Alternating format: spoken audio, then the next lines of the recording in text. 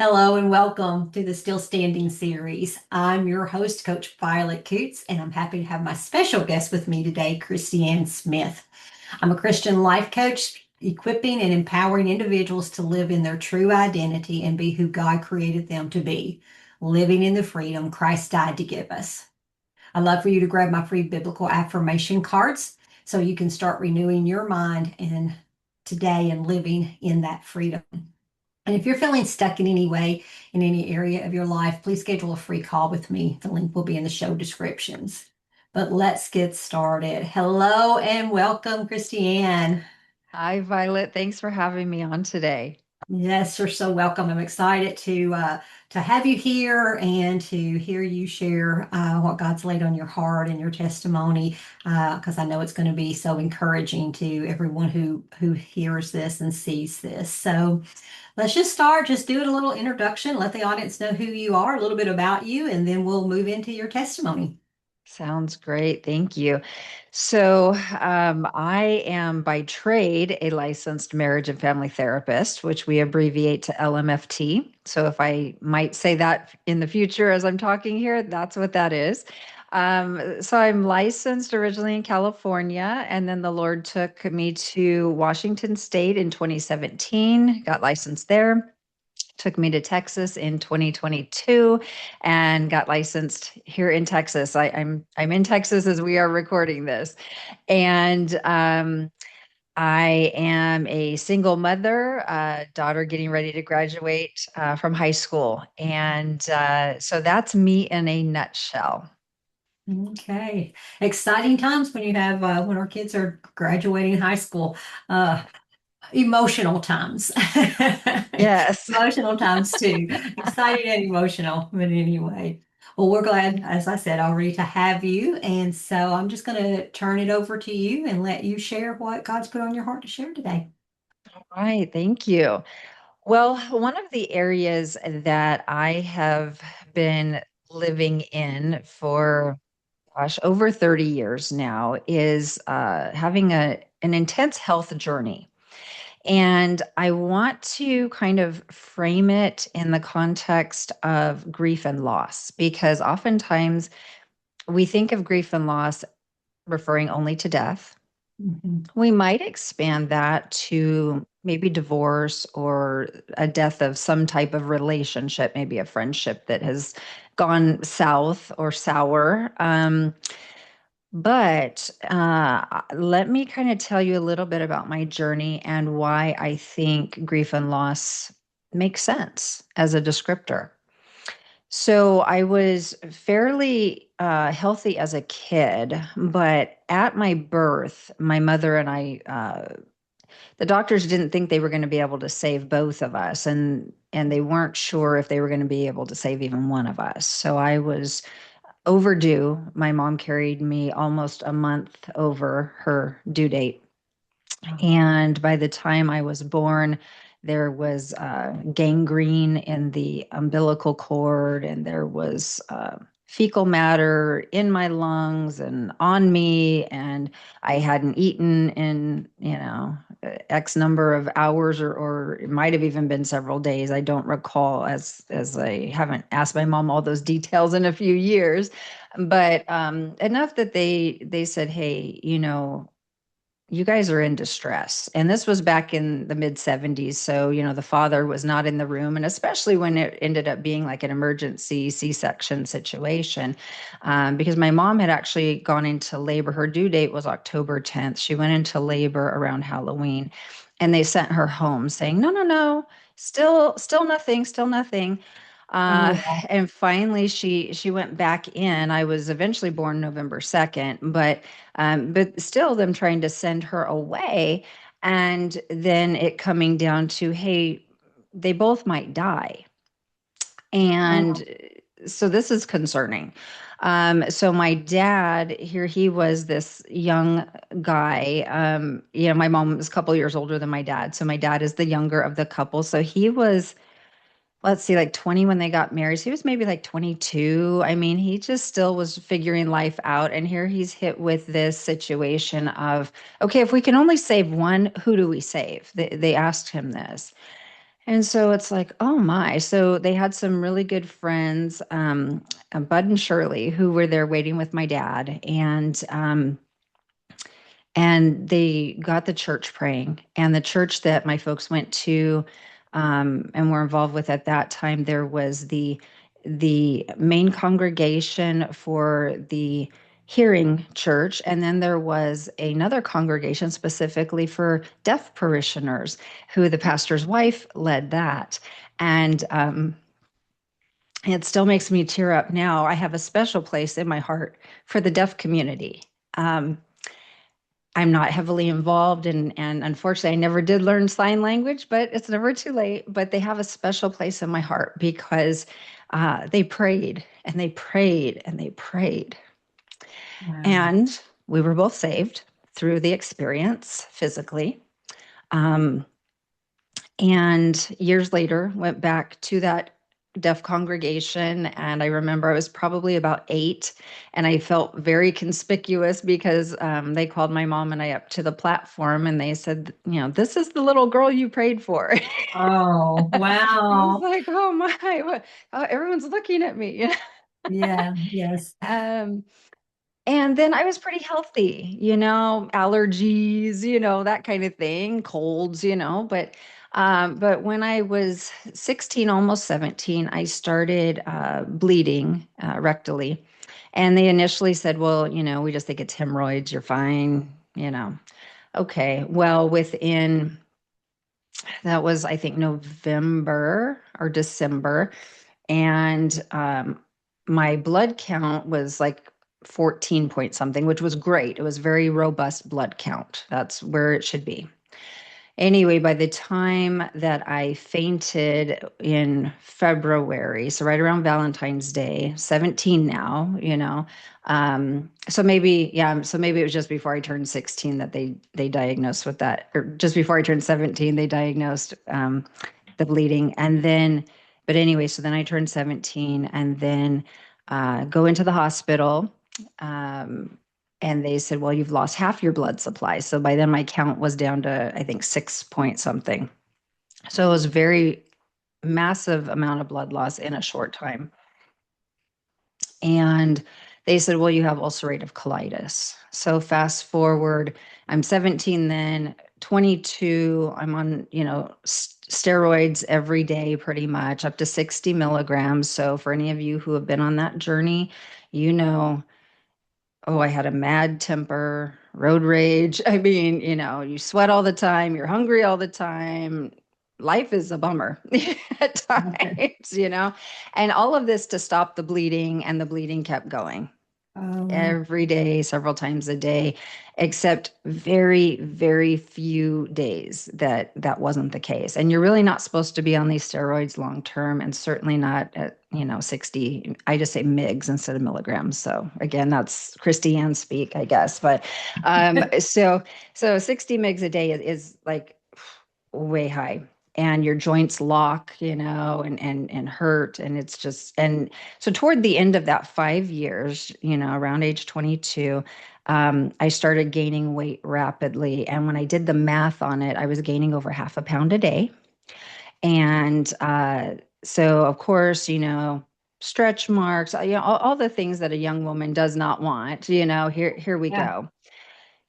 And so I went into the doctor one day with, literally just this page of why I need the surgery. You have to take my colon out. And he simply says to me, well, now that you're ready, we will. And I was like, okay. So they took my colon, the entire thing, and we're able to build an ilioanal pouch. Some people call it a J pouch, and then they connect it so you're able to use the restroom like other people. But they did a 2-step surgery, so I did have an ostomy while the pouch was healing. So I have had that experience. And while all of that was going on, I started having problems with my eyes. And they diagnosed me, of course, with just, oh my goodness, what did they say it was? At first, I think they just simply thought it was pink eye, and that wasn't it. And no one was putting the puzzle together. So eventually, I end up with an ophthalmologist After I woke up one morning and all I could tell was that there was light or dark out of one of my eyes. I was basically blind in one of my eyes.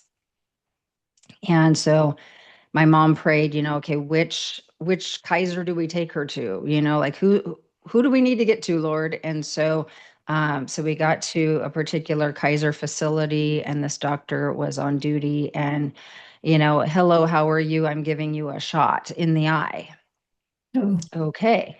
So, and that was again a steroid. Now, I've had doctors tell me, well, it doesn't actually go into the eyeball. Well, I can tell you that my mom was in the room. She saw the needle go in, and she saw as the medication went in, the eyeball got larger, and I know what I felt. So I'm going to say it was in the eyeball. Nevertheless, the eye region, very painful. Don't yes, I was recommend going it to if you say. can avoid it. Yeah. Right? Oh, Ugh. So he's my ophthalmologist now because now we're fast friends. I mean, anybody that comes at your eyeball with a needle, you better bond quickly with this person. oh, So so they diagnosed me with iritis, which then became like uveitis. So anyway, just all this inflammation, and and then it would bing back and forth between the eyes over the years, and I was on steroidal drops sometimes every 30 minutes.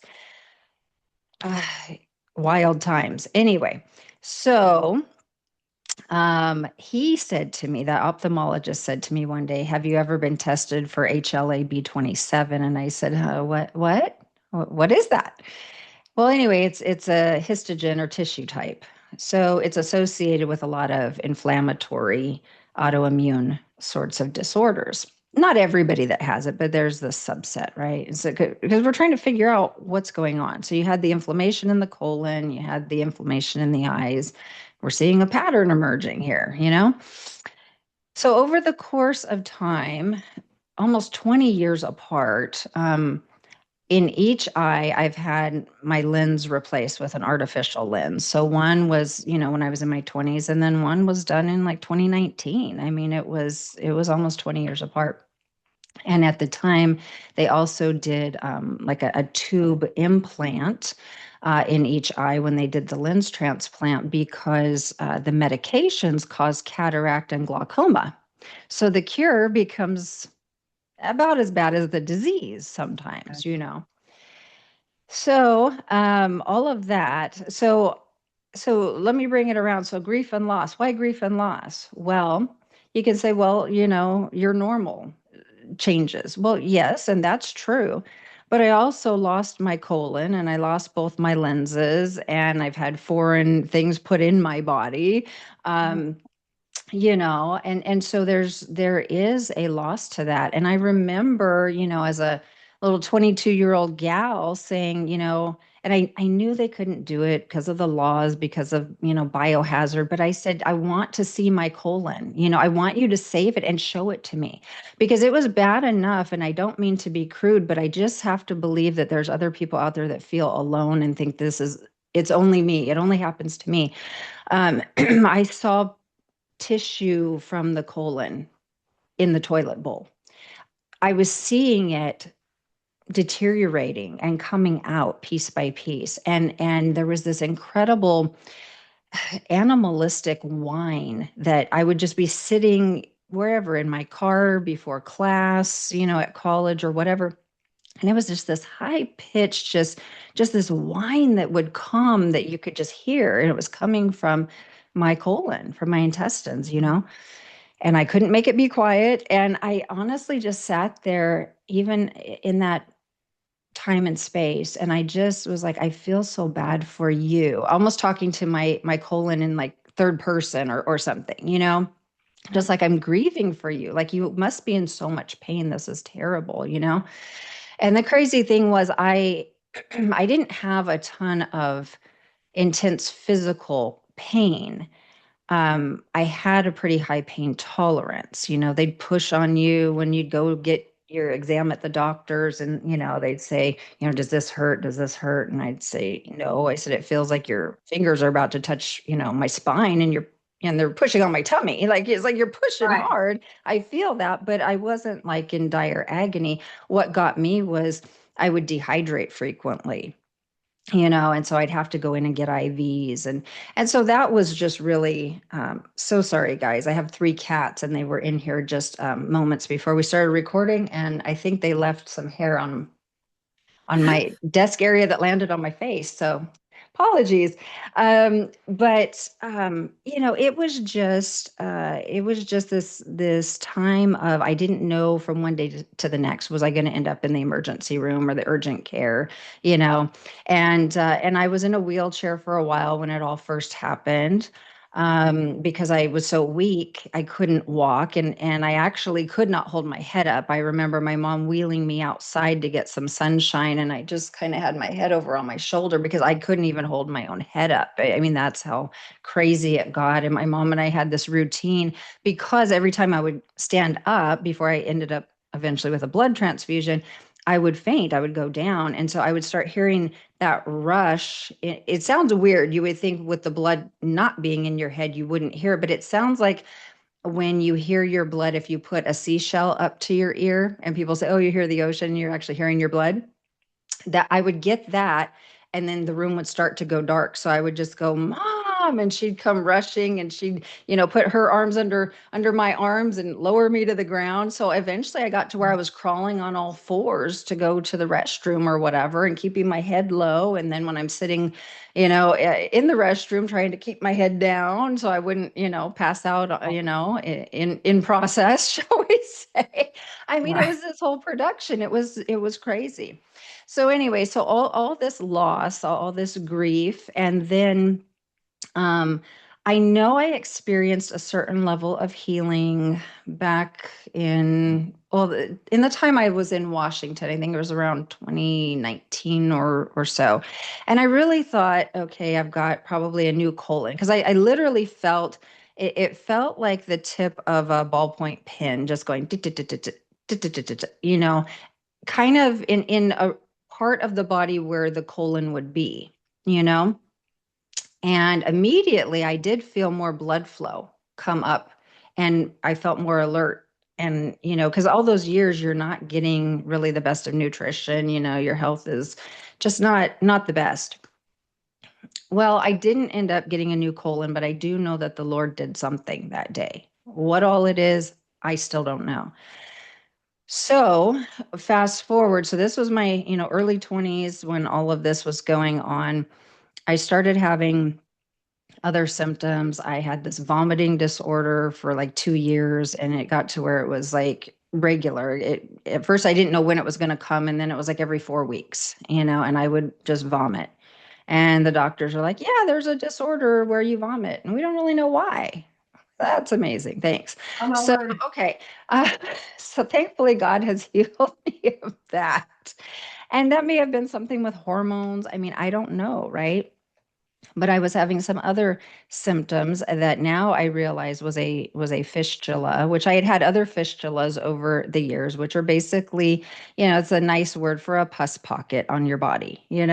And sometimes they tunnel from one body part to another, and cause things to communicate that aren't supposed to.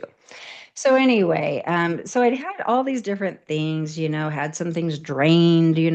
No one is saying, hey, maybe you need more testing because maybe there's something else going on. That would have been great.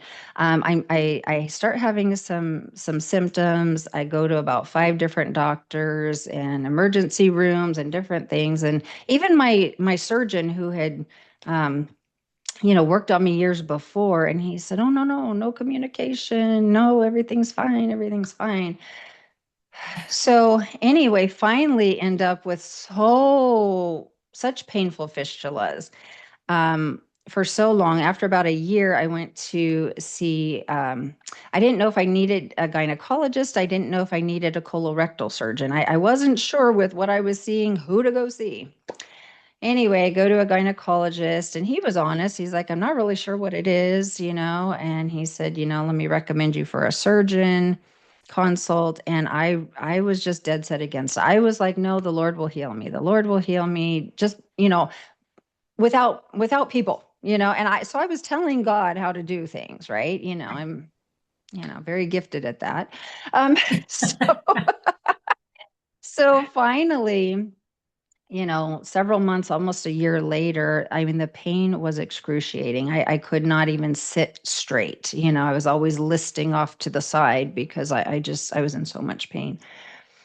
And I did try calling the surgeon at one point, shortly after he referred me. And anyway, that's a story for another day. Didn't end up working out well. So anyway, so I wait all this other time till it's just beyond, and start with a gynecologist who refers me to a urogynecologist who refers me to the colorectal surgeon who refers me to my GI doctor.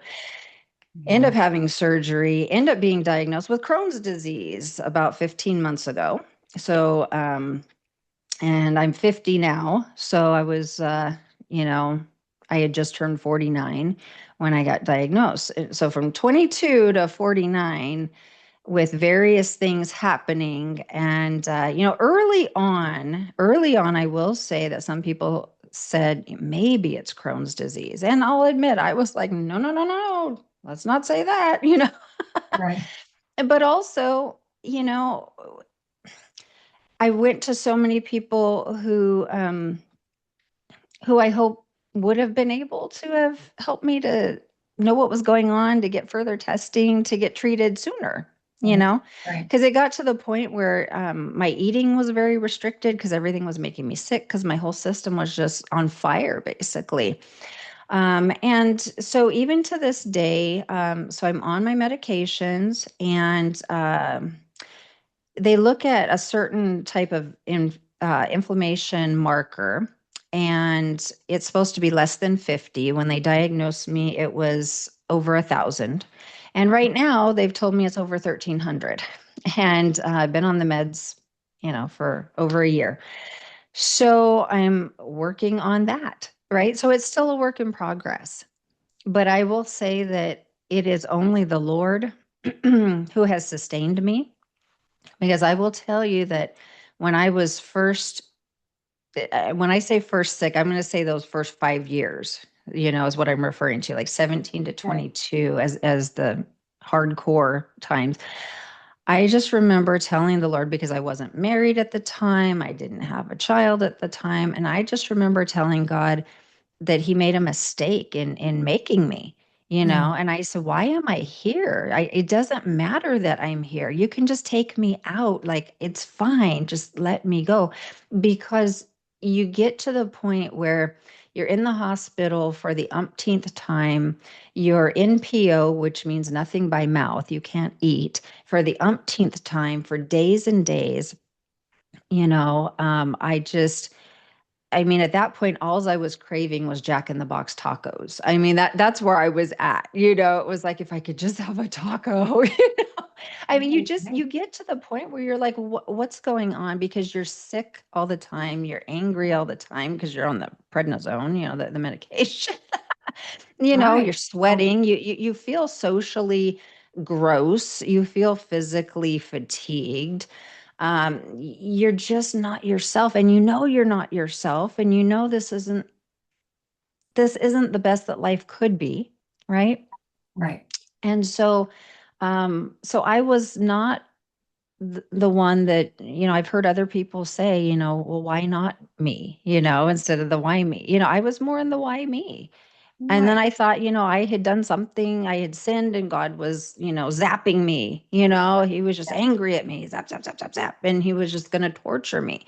I believed that God was love for everybody else. But for me, somehow, I was outside of his grace. And then, I had to have an encounter with him where he pulled me up short one day. I was walking through my house, and and just in my spirit, I just heard the words, "How arrogant are you?" And I physically stopped, and I said, "What are you talking about, Lord?" And he let me know, you believe that forgiveness, grace, all these things that I offer are fine and doable for everyone else, but not for you. You are not accepting the sacrifice of my son. Who are you?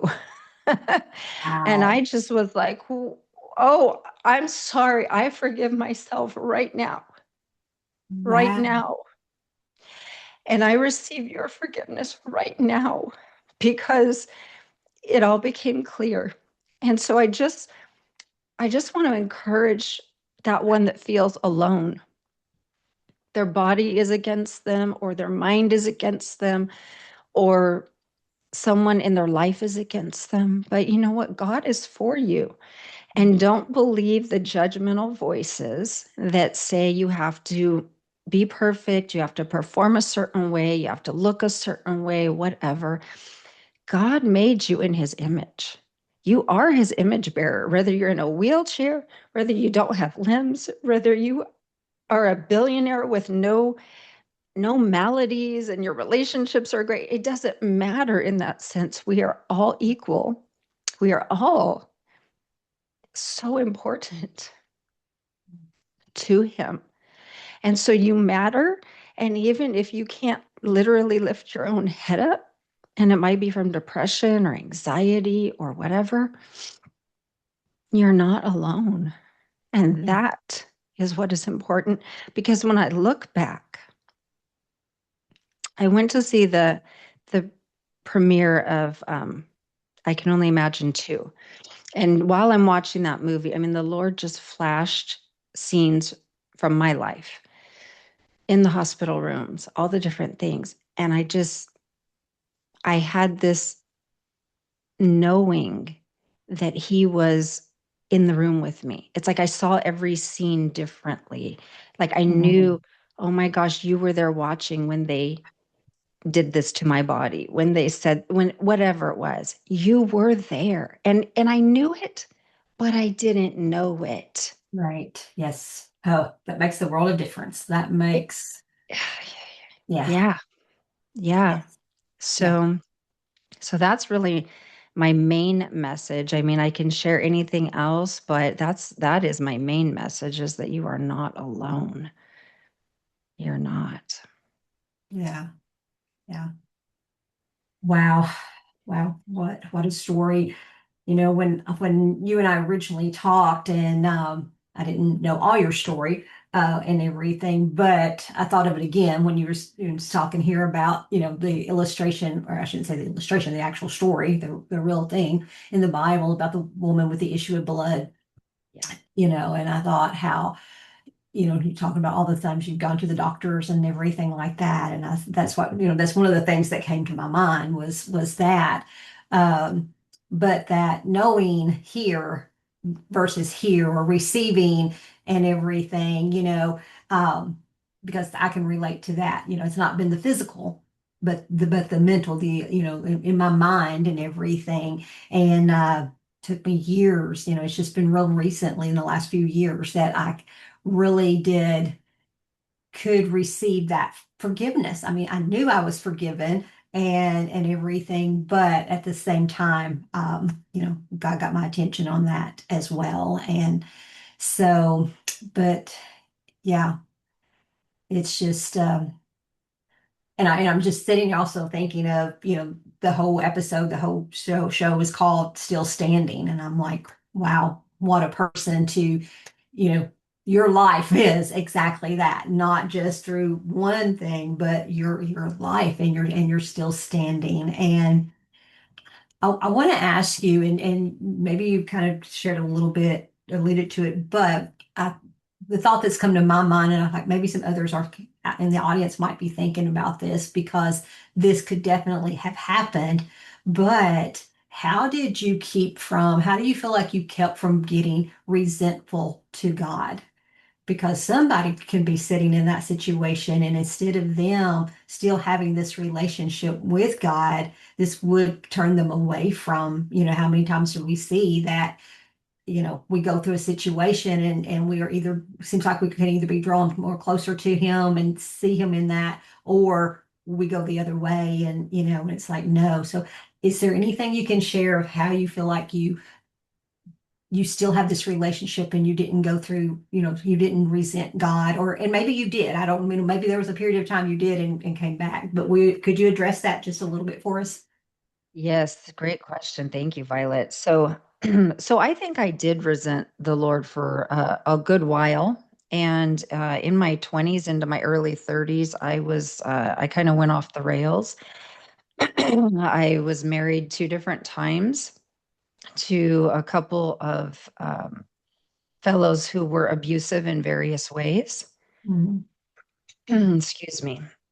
Sorry, my voice is just not wanting to cooperate all of a sudden. And so that was at the core because I didn't know who I was. I didn't know my identity in Christ. And had I known that, I probably would not have grown as bitter. But when I look back, it was just, why not settle for this facsimile of love, you know? Yeah. Because my body was scarred, you know. I was damaged in my mind, you Right. know. Yeah, I get that. And I was, and really in my thoughts, I was damaged. In my emotions, I was damaged, you know. So it wasn't just my perception of my body. So, um, finally, when I conceived my daughter with my second husband, and had to leave that situation, that's what really woke me up. Now, I never would have said, I'm against the Lord or I don't believe in Jesus. I never would have said that. I always Right. said I'm a Christian, but I was walking in sinful behaviors and I was not listening when God's like, don't do that. That's not the one. Stop, cliff, danger zone.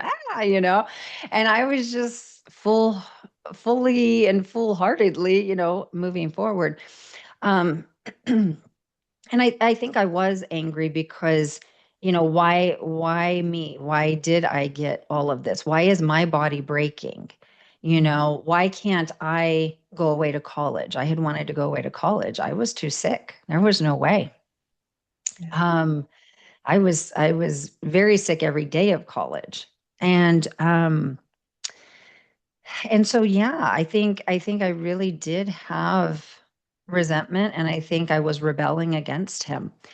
And I will tell you that, part of there's a few things that kind of brought me back. One thing was um, just the horrible aftermath. When you choose to disobey God, there are consequences, Yes, ma'am. Yeah. right? Yeah. And that are yeah, that are super unpleasant sometimes. And I will say that when you have to continue to deal with someone who is abusive, and you can't not deal with them because of you know family court and things, right? You become, well, uh I became aware that really only God could help me. I mean, family tried to help, friends were there. I'm not saying that. I had that support. But in the midnight hour, when you are going, I can't take this anymore. Why is this happening? And and then I started asking the question, what am I supposed to learn from this? It took me like years to get to the point to have that, you know, realization that I needed to ask that. But once I started asking that, it's not that everything went away, but I could begin seeing it a little bit differently.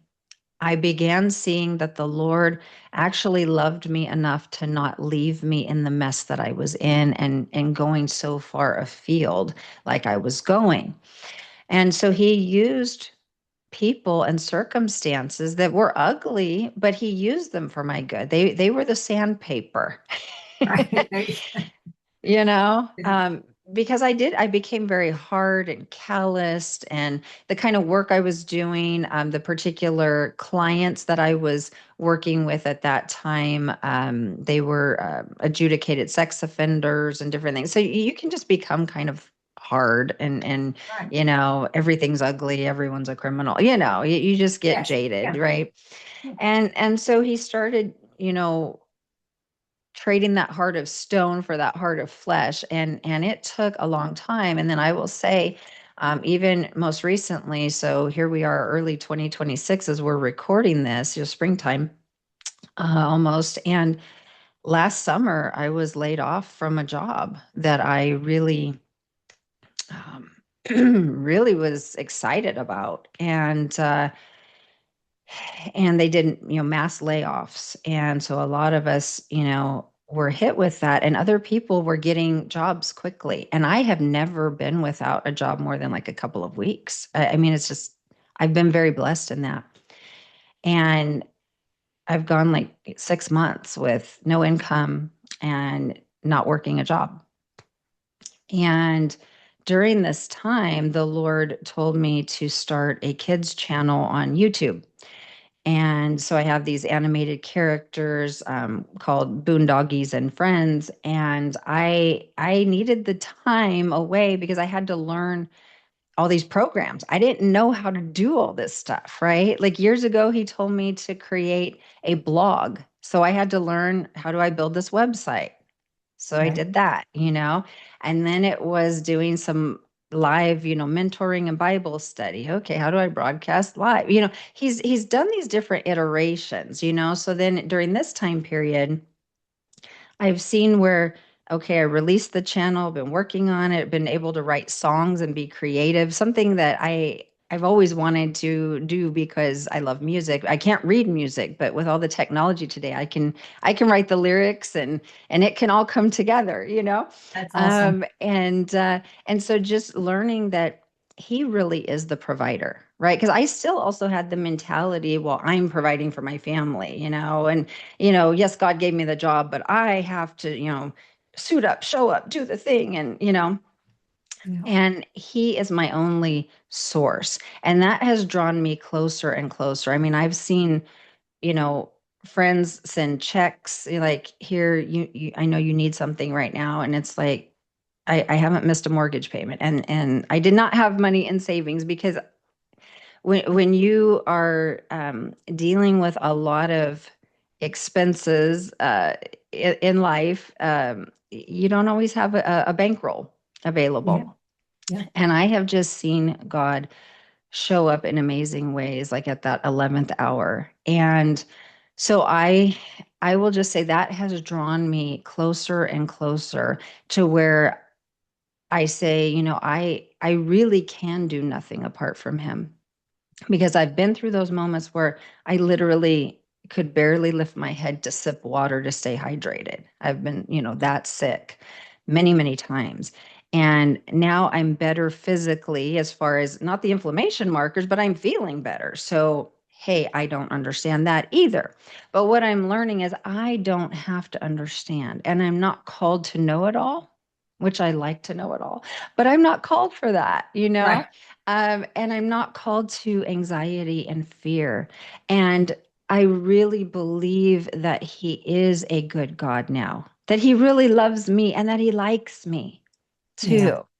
And I think when he's just more of this distant concept and he's just my rescue from hell, which is how I lived most of my life. Right. Yeah. I can relate. I know. Oh, I know what you're Yeah. talking about. Yeah. So I don't know if I totally got far afield of what you asked me, but if No. I did, let me know. No. I think this has been such an honest, open, I won't say not that you're going to lie, but just an open, um, here's my life. Here's the life. And because I so often I think too many people, all we see is the good. Yeah. And in somebody else's, we see, but I mean, we look out and everything looks good. Everything, Hmm. you scroll through social media, or even showing up at church, we put those Sunday masks on and oh, everything's fine. And so it leaves this false reality that this is not everything's fine. There's people are going through stuff every single day, and some Hmm. more than others. And so it's like, and that's one of the things about, why I do this, so that people know that they're not alone. And the enemy wants us to think we are alone. He wants us to be isolated and to get us down. And it's like, no, when we talk to different people, we learn that there's somebody else, and usually not just one somebody else. There's multiple, a lot of somebody else's that are going through the same things that we are very similar, and that we can relate, and we relate on those. And that, as you said, when I think you said it as you was watching I can only imagine, where you could see your life and you could see how God was there in every single bit of it. And the fact that he doesn't leave us in when things are what we consider good. He doesn't leave us when what we can, things that we consider bad. He's always there. And he's always drawing us. I believe he's always drawing us to him and stuff. So this has been really good. Um, I do like to ask, and if you've got anything else to add, feel free. But if not, I do like to ask.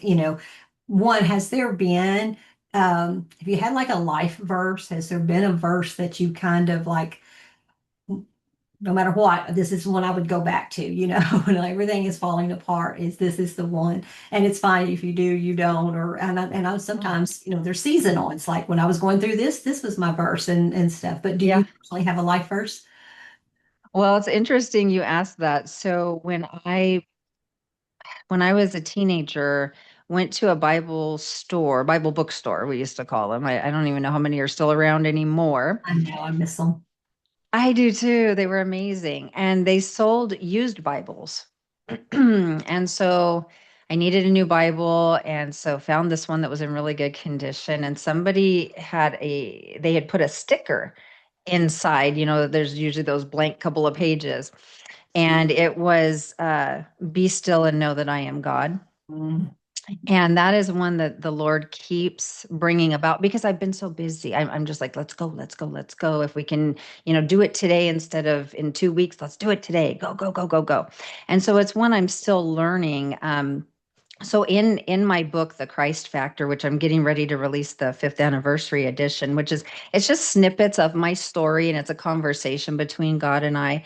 But here's the original one sitting next to me. So in here I have a little page that says Life Compass Scriptures, and it says, "Let be and be still and know, recognize and understand that I am God. I will be exalted among the nations. I will be exalted in the earth." And that's from the Amplified Classic Edition. And then here's another one for you. "Trust in Adonai with all your heart. Lean not on your own understanding. In all your ways acknowledge him, and he will make your paths straight. Do not be wise in your own eyes. Fear Adonai and turn away from evil. It will be healing to your body and refreshment to your bones. Honor Adonai with your wealth and with the first of your entire harvest. Then your barns will be filled with plenty. Your vats will overflow with new wine." Proverbs 3, 5 through 10, and that's the Tree of Life version. Oh, wow. And I'm seeing, like, when the Lord had me put these scriptures in, and I'm keeping them in, I'm making very small changes. It's not a big change to the 5th anniversary edition. So these scriptures are still there, same Bible versions and all of that, or translations. Um, the Proverbs is really what I'm learning experientially right now. Mm. The be still, I've had to learn that, because I was used to getting up and doing a certain job every day.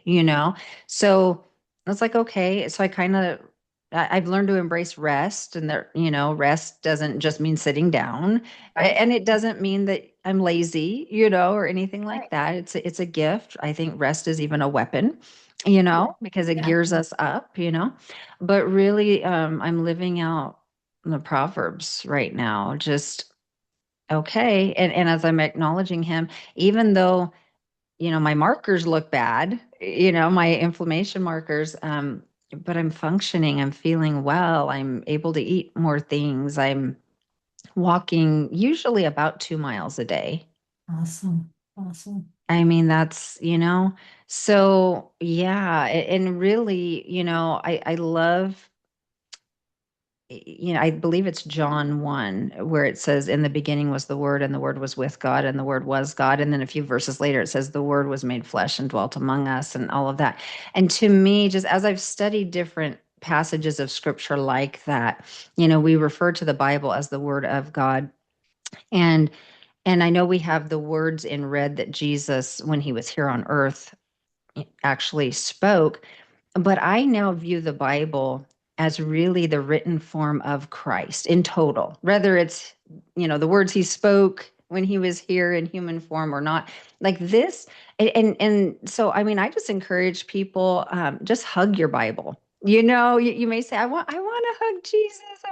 Hug your Bible, because that's he's given us this portion of himself in this way, and Mm, it's powerful. mm, It that's is all. more powerful than a sword. And when Jesus comes back in Revelation and in multiple passages, when it talks about the sword, it talks about the sword of his mouth.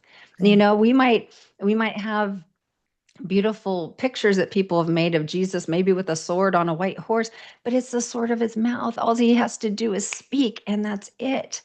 I Yeah. mean, in the garden, when they came to get him, to take him off to prepare for crucifixion, and he acknowledged with his mouth that he was the Christ, they all fell back.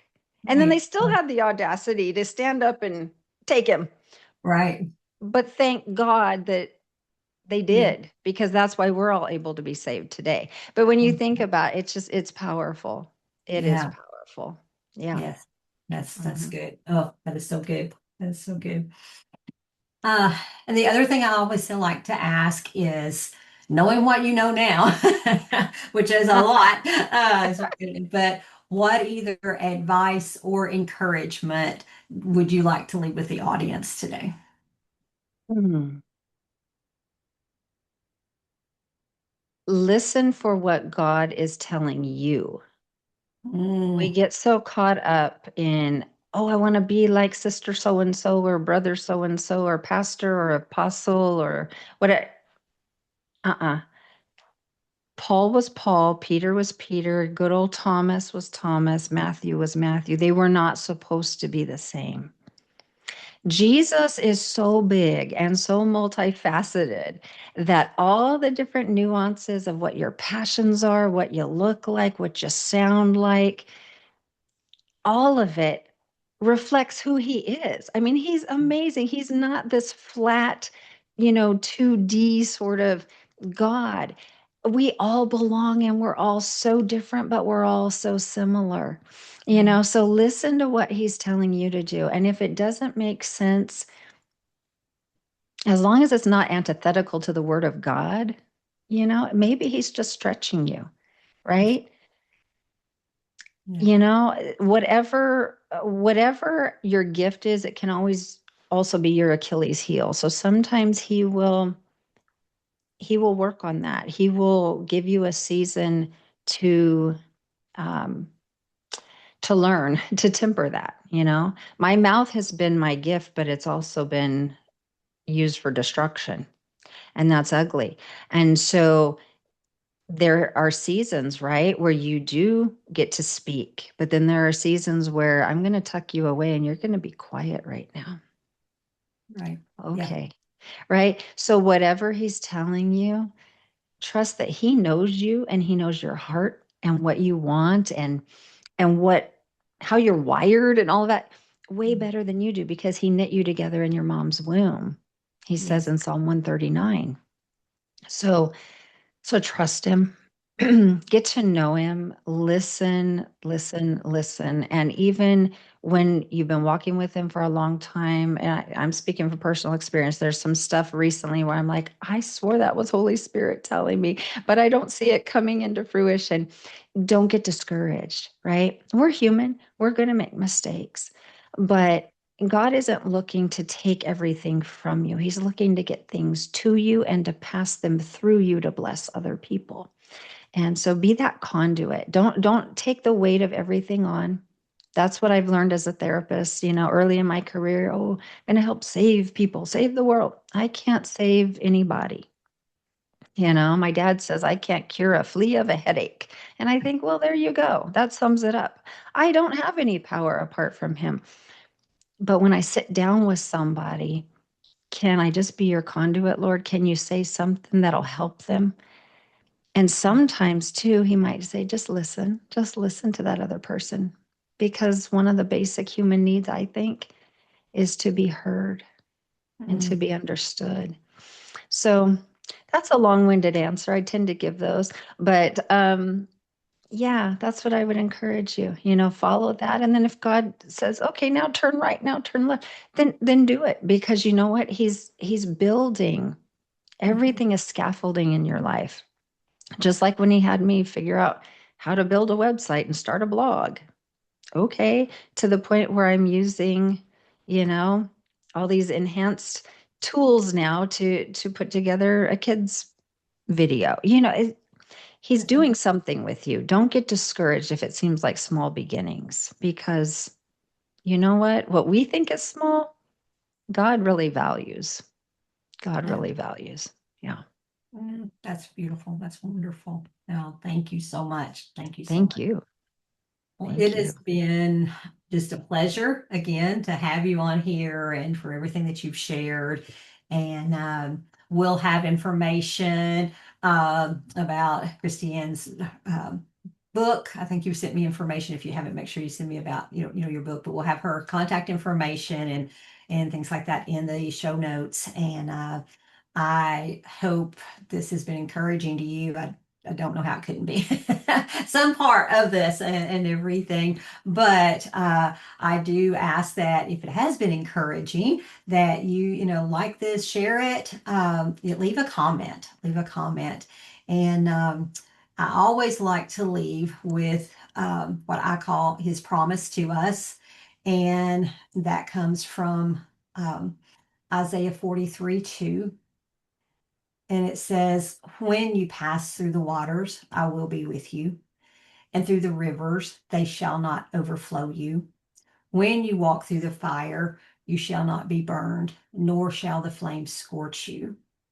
And that lets us know we will go through things, but that's his promise that he will always be with us. And as you even have heard today, Kristiann is herself has told that and shown that in her own life.